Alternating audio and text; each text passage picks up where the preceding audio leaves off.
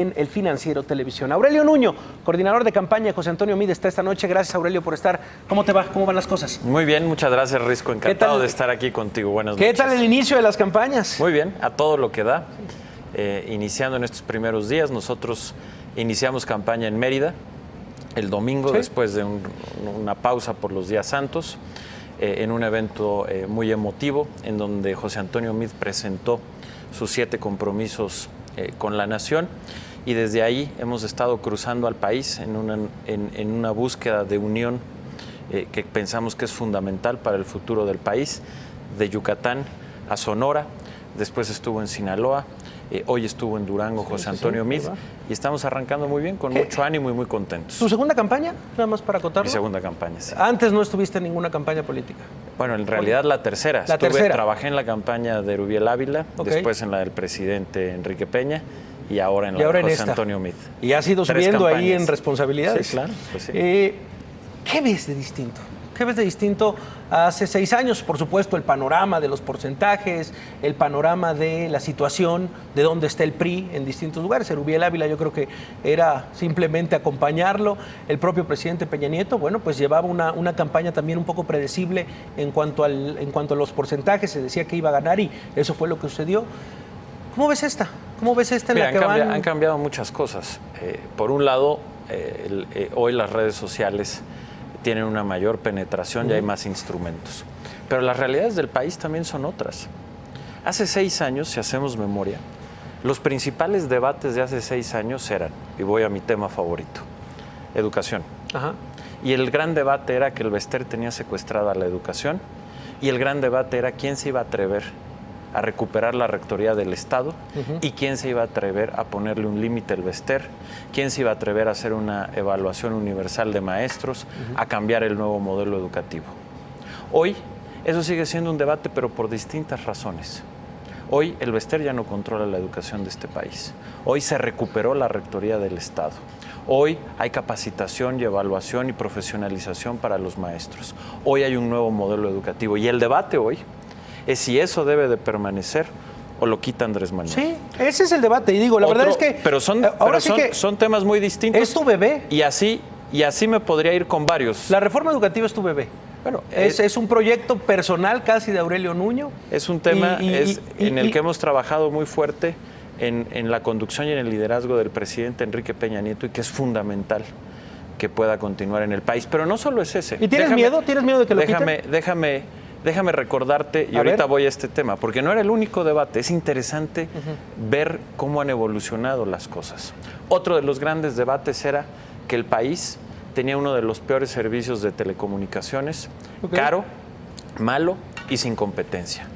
Hoy ese sí, ya ni debate es.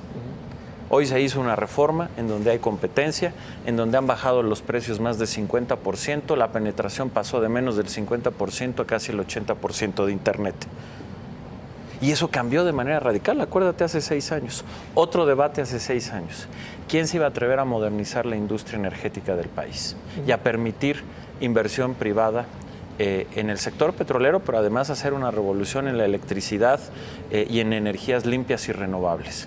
Hoy el debate es si esa reforma, que hoy ya sucedió, que ya tiene 200,000 millones de pesos de inversión sobre la mesa, con más de 1 millón de empleos, y además la posibilidad de que México sea uno de los países con más energías limpias del mundo, continúa o la echa para atrás. Esos eran los grandes debates de 6 años. López Obrador.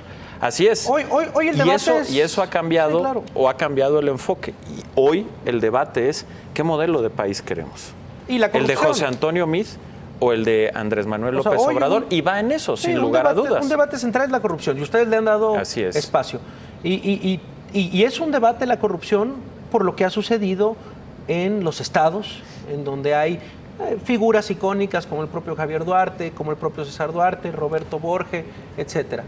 Padres, es decir, Padres, sí. es un tema porque es uno de los grandes problemas del país. Y también por el propio presidente. También por el propio presidente. Sí, o sea, el primer presidente que ha actuado y que hizo, junto con los partidos políticos y la sociedad civil, un sistema nacional anticorrupción. Una administración que como nunca ha combatido la corrupción. Nunca antes había habido tantos funcionarios locales o federales imputados por casos de corrupción.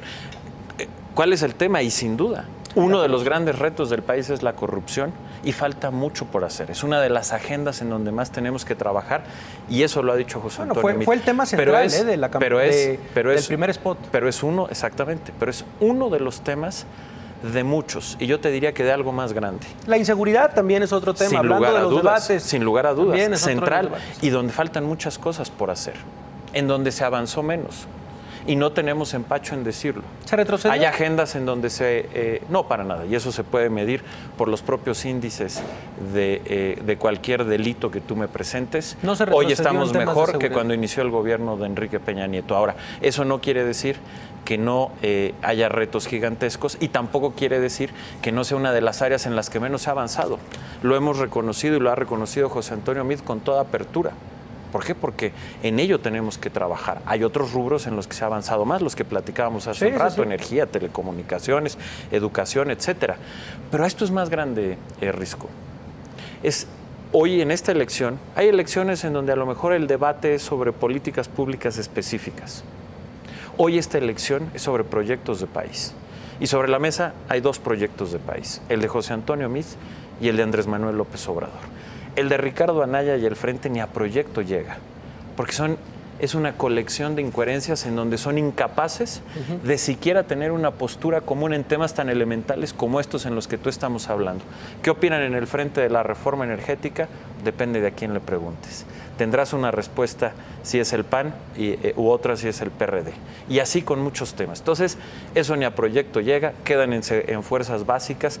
Las dos posiciones, las dos visiones que son diametralmente opuestas y distintas, tanto en la forma de hacer política como en el fondo y en las políticas públicas, es la que hay entre José Antonio Meade y Andrés Manuel López Obrador. ¿Dónde está parado hoy José Antonio Meade en el tema electoral? ¿A cuántos puntos está de Ricardo Anaya? ¿A cuántos puntos está de López Obrador? En este espectro, ¿dónde lo ve Aurelio Nuño? En segundo lugar, ya por encima de Ricardo Anaya, claramente, en la mayoría de las encuestas así está, incluyendo la que publica El Financiero, como todos lo vimos, y avanzando en la ruta de estar ya muy cerca de López Obrador, rebasarlo y ganar. ¿A cuántos puntos están?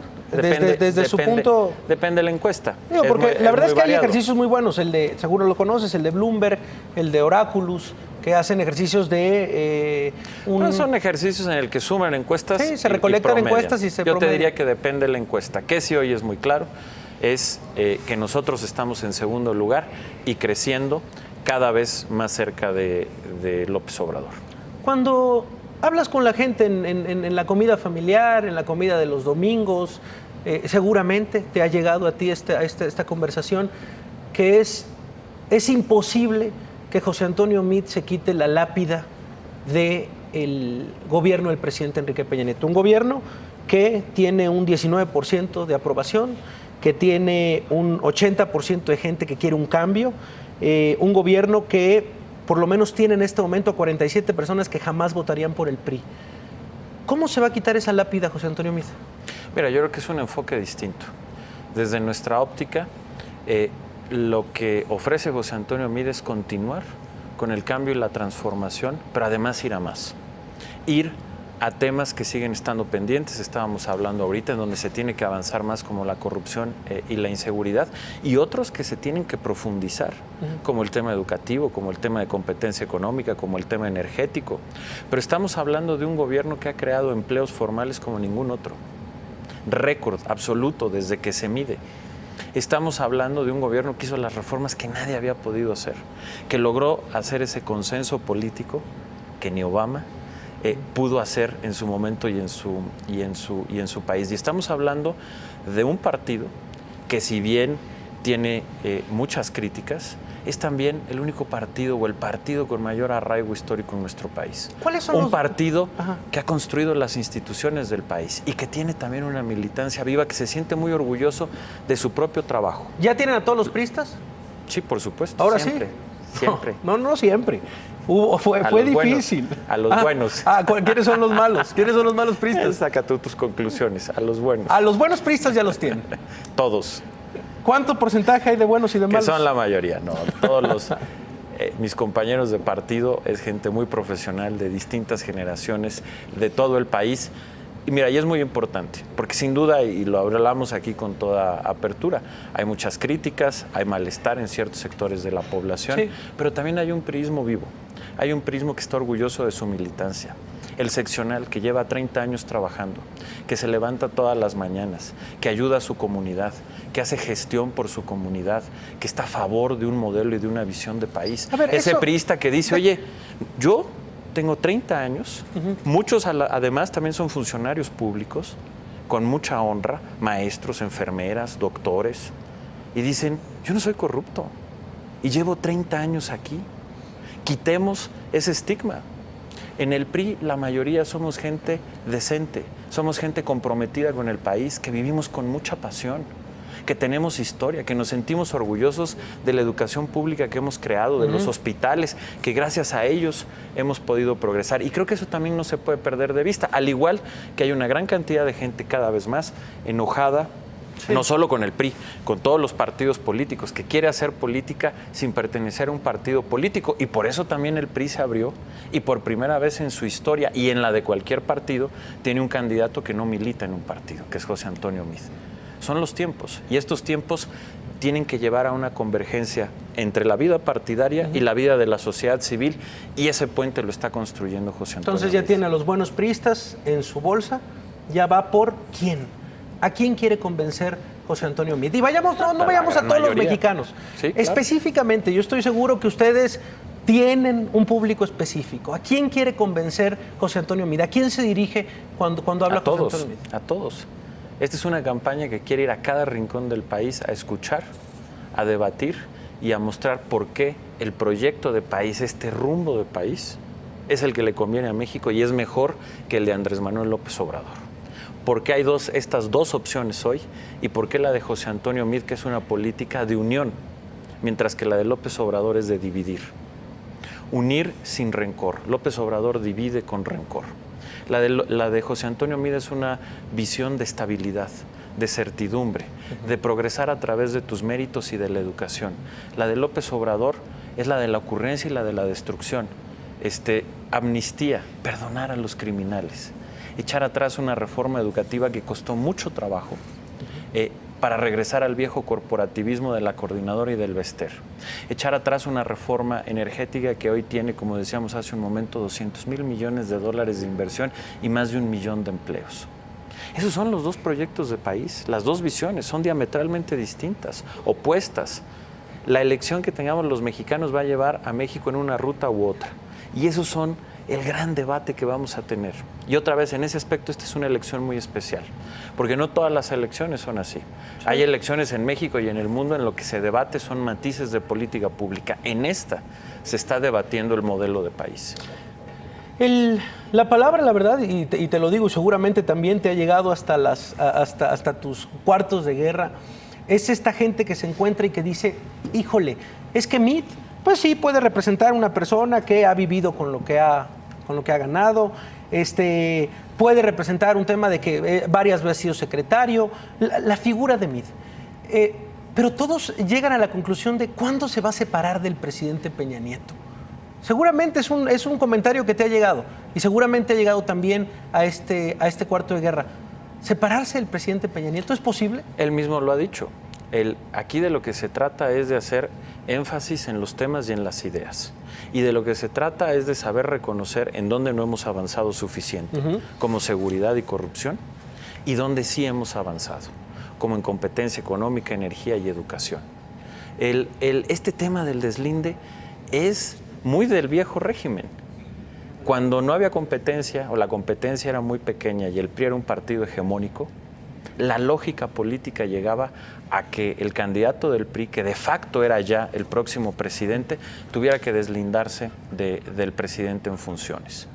Hoy es totalmente distinto. Hoy vivimos en una democracia en la que se compite, y se compite por visiones de país como esta. Y la visión de país de este gobierno es también la visión de país de este proyecto, entendiendo y diciendo con toda contundencia lo que no ha funcionado bien y por qué tiene que cambiar. Pero hoy estamos en otra lógica y pensar que eso tiene que seguir existiendo me parece que es seguir viviendo en los códigos de hace 30 o de 40 años. Esa es la lógica y la visión de López Obrador, que se sigue comportando sobre esos parámetros y sobre esos códigos. ¿No les funcionó que fuera el candidato ciudadano? Porque así empezó la campaña. Este candidato no es priista, este candidato no representa, es un candidato ciudadano. ¿Cambió la estrategia de la campaña? Mira, lo hizo suyo el PRI. Claro, y eso, y eso es elemental y era absolutamente claro, normal e indispensable. Yo lo que te diría es lo que decía hace un momento, Risco. El PRI, como en general lo ha hecho y por eso ha vivido tantos años, ha tenido una gran capacidad de saber leer los tiempos y adaptarse a las circunstancias. Y una vez más lo hizo. Hoy vivimos, no solo en México, sino en todo el mundo, una circunstancia en la que se sigue haciendo política en los partidos políticos, que son fundamentales para la estabilidad económica, pero que también hoy en día cada vez más gente quiere participar o hacer política fuera de los partidos, aquí y en cualquier lugar del mundo. Y entonces que un partido político tenga la capacidad de abrirse a personas que simpatizan con su proyecto o que pueden identificarse con una visión, con una candidatura, como es el caso de José Antonio Meade, sin tener que pertenecer al partido, es sinónimo de estos nuevos tiempos. Y el PRI es el primer partido en hacerlo. Todos los demás dirán misa, pero el primero en hacerlo, el que dio primero ese paso, el que está teniendo esa lectura de los tiempos es el PRI. Y me parece que eso habla de su dinamismo, de su innovación y de que tuvo la capacidad de seleccionar al mejor candidato, sin lugar a dudas. Más allá de la figura del candidato presidencial, van 9 gobernaturas el próximo 1 de julio. Sí. Las más grandes las tiene perdida el PRI. La Ciudad de México la tiene perdida, Jalisco lo tiene perdido, Veracruz lo tiene perdido, Puebla, Guanajuato, tiene por ahí unas luces en Yucatán, tiene por ahí unas luces en Chiapas. Hace 6 años tenía 20 gubernaturas. Hoy tiene 14. Ya veremos. Ya veremos qué pasa el 1 de julio. Pero vaya, son hechos que sí se ha retrocedido. No, yo creo que por supuesto que no. Y yo creo que la elección. O sea, tenían 20, ahora tienen 14. Hasta el 1 de julio. Bueno, en este proceso, y eso te habla de la intensidad de la competencia democrática en este país. Porque además en los estados tú ya tienes una inmensa cantidad de estados en donde ha gobernado un partido, después hay alternancia, después regresa otro y después gobierna uno más. Esa es la realidad democrática, punto. Aquí ya no vivimos en absolutos y creo que esa competencia, que es muy sana para el país, es lo que refleja esta competencia en los estados y cómo van cambiando de un lado a otro. Y esto ya lo hemos vivido. Acuérdate cuando hubo por primera vez alternancia, sobre todo en el norte del país, que se decía, aquí ya ganó el PAN, el PRI no ganó. Y después todos esos estados los recuperó el PRI y en algunos casos los ha vuelto a perder y luego los ha vuelto a recuperar. Yo creo que simplemente otra vez... alternancia. Claro, y pensar de manera distinta es seguir viviendo en esos códigos viejos, que están también en transición, y que están a punto de separarse, casi salvo en la visión de López Obrador. ¿Hace un año te veías en esta posición? No, pues, por supuesto que no. Yo estaba concentrado en sacar la reforma educativa, el que estoy convencido es el proyecto más importante para México, y hace un año no estaba pensando en las elecciones, estaba pensando en la educación y en los niños y en las niñas de México, y en los maestros, por supuesto. Eres un político muy joven, Aurelio Nuño, eres un político también en el tema del reconocimiento por parte a nivel nacional, con altos porcentajes de reconocimiento. ¿Qué se ve haciendo después del 1 de julio si no gana el PRI? Te lo he preguntado a los que vienen aquí. Ayer se lo pregunté a Tatiana, ¿qué vas a hacer si no gana Morena? Le digo, yo sé que López Obrador pensaría que esa pregunta es de la mafia del poder, pero te la hago a ti, me contestó. ¿Qué se imagina si no gana el PRI, Aurelio Nuño? ¿Cuál es la carta que le queda? Mira, el PRI va a ganar. ¿Qué pase conmigo después de la elección? No lo sé. No tengo idea. No es algo en lo que piense ni en lo que me interese. Ahorita mi trabajo, mi pasión, mi vocación está en trabajar en esta elección y en contribuir en que gane José Antonio Meade, porque estoy convencido que es la mejor persona para gobernar esta gran nación, porque estoy convencido que el proyecto que él encabeza es la ruta por la que tiene que ir México y porque estoy convencido que estamos viviendo en un punto, como lo decíamos hace un momento, y en una disyuntiva fundamental para el país, y en eso es en lo que creo, y creo en José Antonio Meade, y ese es mi trabajo ahorita. Ya veremos después. A ver, tengo un dato específico de la encuesta publicada el 14 de febrero en el diario Reforma. En noviembre conocían a José Antonio Meade 28%. En febrero, que es el dato que tengo aquí, lo conoce el 70% de la población. Y sus negativos se duplicaron. ¿Por qué? Mira, yo creo que eso es normal en cualquier candidato. Conforme avanza su crecimiento, también aumentan los positivos y los negativos. El crecimiento que tiene es mayor al doble. Y como tú mismo lo dices, los negativos subieron el doble, es decir, crecieron más los positivos que los negativos. Normal. Si tú tenías una persona que la conocían en 28% y hoy en más de 70%, me parece que es un crecimiento, y eso te lo dice cualquiera que conozca de encuestas naturales. Es más, yo te diría aquí, lo que llama la atención y lo que habla de la calidad de José Antonio Meade es que en este proceso crecieron más los positivos que los negativos. Pues es interesante hacia dónde se ha dirigido la campaña. Por ahí leí una columna muy interesante de cómo ha ido, por ejemplo, cambiando el logo. Dice, eso se habla también un poco de cómo está desestabilizada el propio equipo del candidato. Ya se decidieron por uno, que son 3 triangulitos, me parece. Sí, claro, esa es la nueva... con eso empezamos la campaña. A ver, la campaña acaba de empezar. Bueno, sí, empezó la intercampaña, pero la eso va evolucionando. Todas las campañas, o por lo menos además en las que he estado, tienes una identidad en un primer momento en la precampaña y luego en la campaña. Yo creo que eso es normal. Lo que está empezando, que apenas está empezando, estamos empezando a calentar motores, es la campaña. Ahorita es cuando empezó lo bueno, es cuando empezó el juego y es con ese logotipo, pero más allá de eso, porque eso es lo de menos. Aquí lo que importa son los planteamientos, las ideas y el entusiasmo. José Antonio Meade hasta el final. Sin duda alguna. Va a llegar al 1 de julio. No, bueno, y va a ganar. Tienen sus cuentas. Estamos convencidos. Hace varias semanas Seguro. Te entrevisté y me dijiste que iban en empate técnico. Hoy ya estamos en segundo. Fíjate. Cuando me entrevistaste estábamos en empate técnico y no me creíste. Me buleaste en las redes. A ver, es que... por cierto, y ahí te dije que eras un priista de closet. Sí, me acuerdo perfecto. Ahí después sacaste una credencial de la mafia del poder y todo. Mira, ahí traes la credencial de la mafia del poder. Que para ti. Sí, el registro de miembros de afiliados, aquí está. Y todo. Se hizo muy famosa esta imagen de la mafia del poder, el registro de miembros de afiliados.